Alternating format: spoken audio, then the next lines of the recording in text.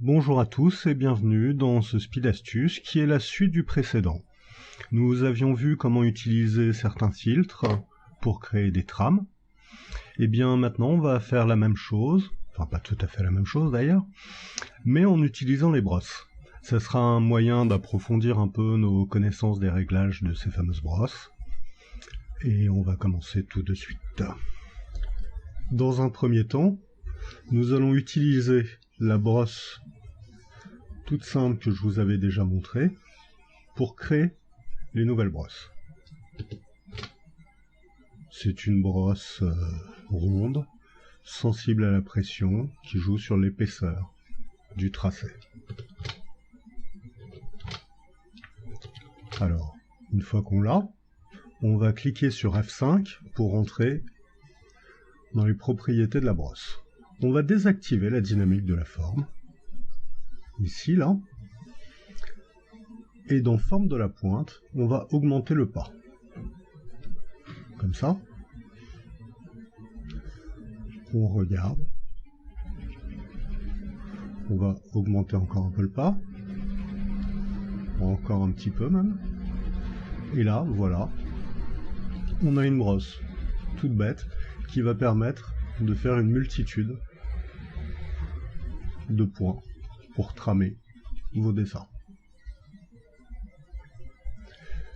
Une fois que cette brosse vous plaît, vous cliquez ici dans les options de brosse et vous demandez nouvelle brosse.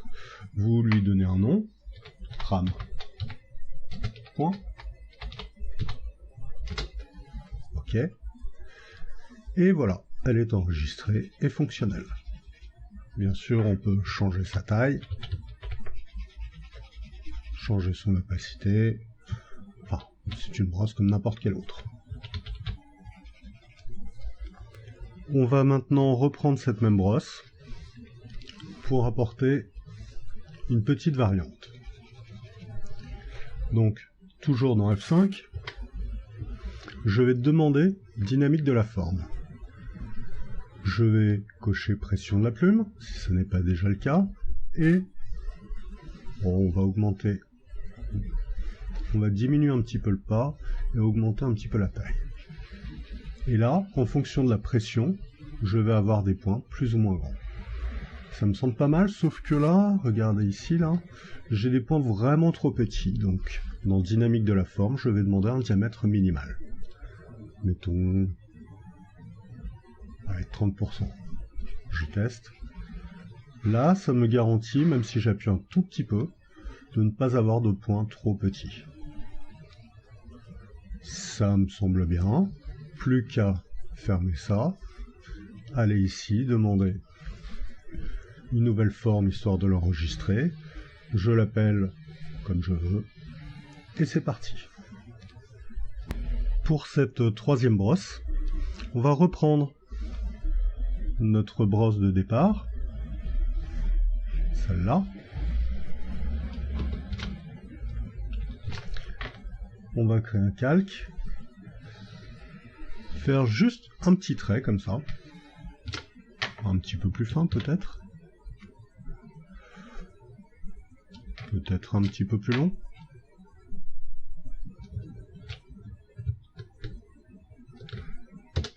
Voilà. Et on va aller dans Édition, définir une forme prédéfinie. Là, le petit trait que j'avais fait s'enregistre. Et maintenant, j'ai une brosse qui va me permettre de faire ces traits-là, automatiquement.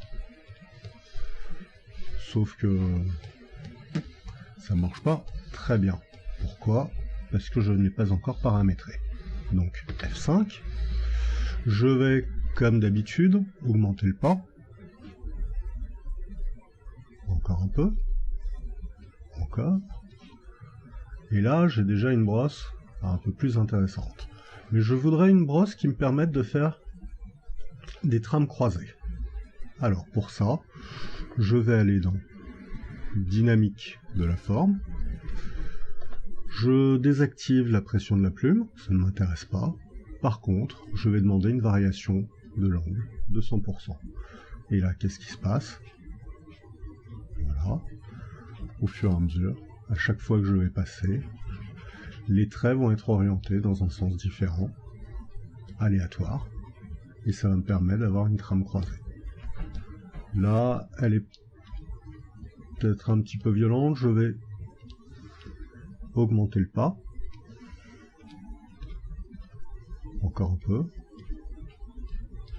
voilà, et là à chaque passage, ça me fait ma trame croisée. Pareil, je ferme, je crée une nouvelle forme pour l'enregistrer, et je l'appelle comme je veux. À présent, on va voir une quatrième brosse. Je reprends celle que je viens de créer. Je vais dans F5. Et là, je ne vais pas demander de variation de l'angle. Enfin, si, je vais en demander un. Mais je vais demander direction initiale et remettre à 0. Je ferme. Qu'est-ce qui se passe ? En fonction de la direction dans laquelle je vais, ma trame va suivre cette direction. Les traits sont peut-être un petit peu espacés. Je vais corriger ça en allant dans le pas encore. Voilà, ils sont un peu plus proches.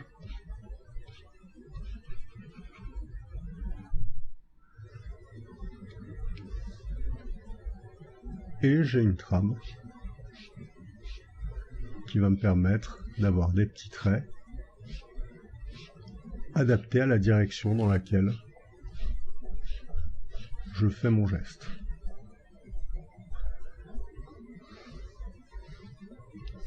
J'enregistre, je donne un nom,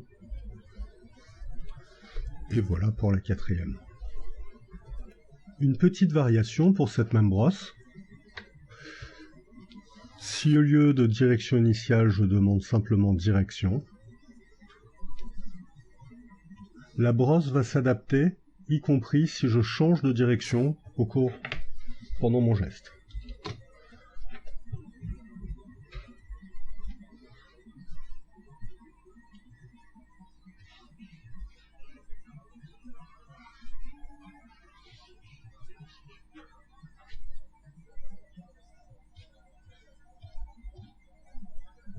Ça peut être utile également.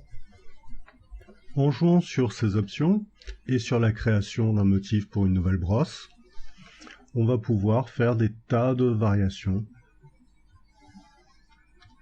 en fonction des besoins. Voilà, comme ça pas si mal. Donc, édition, définir une forme prédéfinie, ok. Ça va me permettre d'avoir une trame comme ça.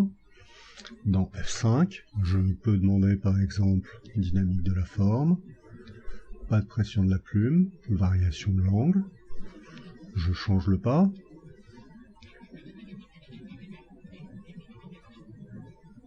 Encore un peu plus. Voilà ce que ça me donne. On peut faire des trames avec n'importe quel motif, n'importe quelle forme. Après, il y a juste à la paramétrer pour que ça donne le résultat attendu. Ensuite, pour l'enregistrer, nouvelle forme, automatiquement, les préférences qu'on venait de créer s'appliqueront à cette forme-là. On lui donne un nom, OK, et on l'utilise.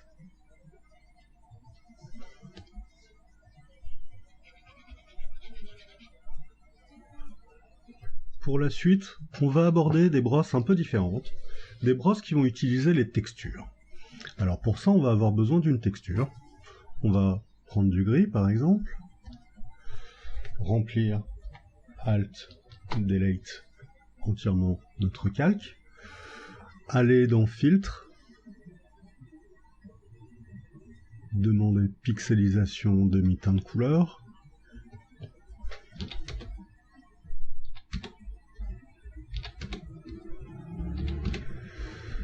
un rayon de 12, et on a une trame. sauf que en soi c'est pas très intéressant, on a déjà vu comment le faire, mais on va utiliser cette trame comme motif. Une fois qu'on a notre motif de trame, il va falloir l'enregistrer comme texture. Pour ça, on va dans Édition, Utiliser comme motif. OK.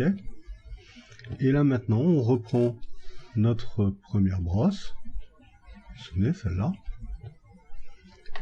On va supprimer tout ça, CTRL A, supprimer. Je désélectionne, CTRL D. Et je vais aller dans F5. Je ne veux pas de dynamique de la forme, par contre je veux une texture. Cette texture-là, je vais la mettre à 100%. Je vais jouer sur la profondeur pour qu'elle apparaisse correctement. Je peux jouer sur la luminosité, le contraste et ainsi de suite. Et là, regardez, si je peins avec cette brosse, la texture apparaît à l'endroit où j'ai peint. Je peux augmenter la taille des points si j'ai besoin.